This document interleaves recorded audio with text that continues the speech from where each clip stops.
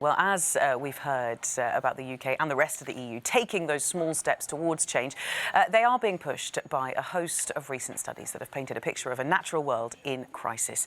And this morning, the World Wildlife Fund has released a new report on Europe's ecological footprint. It shows that the continent is living well beyond its natural means. The report details what's called World Overshoot Day. That is the date by which humanity has already used up more resources than nature can regenerate within that year.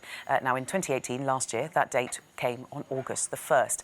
The World Wildlife Fund is also putting the spotlight on Europe by saying that if the entire world consumed, like we do here in Europe, then that overshoot day would be much earlier. It would be tomorrow on May the 10th.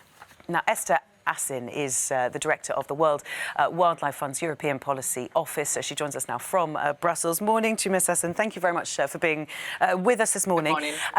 Now, as we were just explaining there, the 1st of August, if last year is anything to go by, will be the year again, with the date again, by which we know that we have used up our yearly supply of ecological resources. After that, we're essentially running on empty. Given that the world doesn't stop after that date, we can still turn on taps, we can still use our refrigerators, etc., etc. What does this actually mean in terms of consequences for us and for the planet? Well, the consequences are very serious for us because it means that the Earth, the natural resources, are not able to renew at the speed that we are using them. So basically, we are creating a debt. And this debt is threatening nature, but it's also threatening us because we depend on nature for the food, for the fish, for the air that we breathe.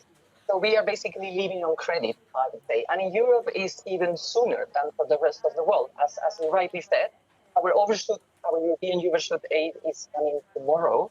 So if everyone in the planet lived as an average of an EU resident, actually we would need 2.8 planets just to respond to all of our demand.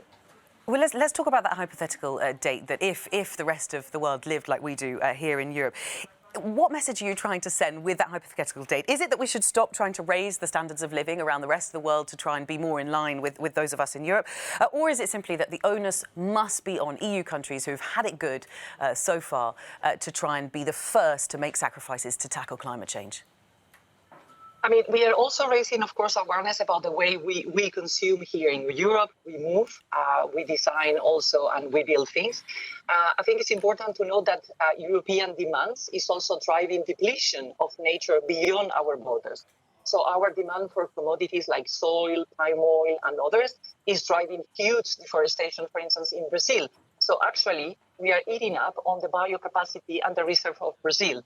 So it's a call for a shift to more sustainable consumption, to more sustainable food systems. It is also a wake-up call as well to have more ambitious climate policies. I was listening very carefully at some of the member states calling now to become climate neutral by 2050. For us, that's too late. We are calling all EU member states to become climate neutral by 2040. And last but not least, it's also a call for everyone to protect and restore nature on land and on sea. Because, as I said before, we depend on nature for our own survival. And just to kind of come back to that point on the targeting, essentially, of the EU countries at the moment, is that because, in your view, it ought to be the EU countries who can relatively most afford it, who ought to be spending the most money on trying to tackle climate change, rather than, say, for example, sub-Saharan African countries who are going to feel it the most?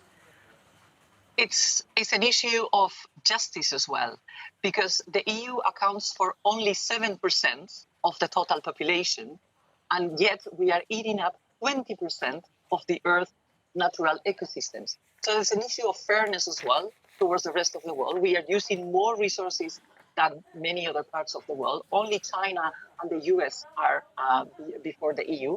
But it's also a matter of we've benefited a lot for this development and we've polluted a lot. So now it's fair to compensate for that and to have higher ambitions.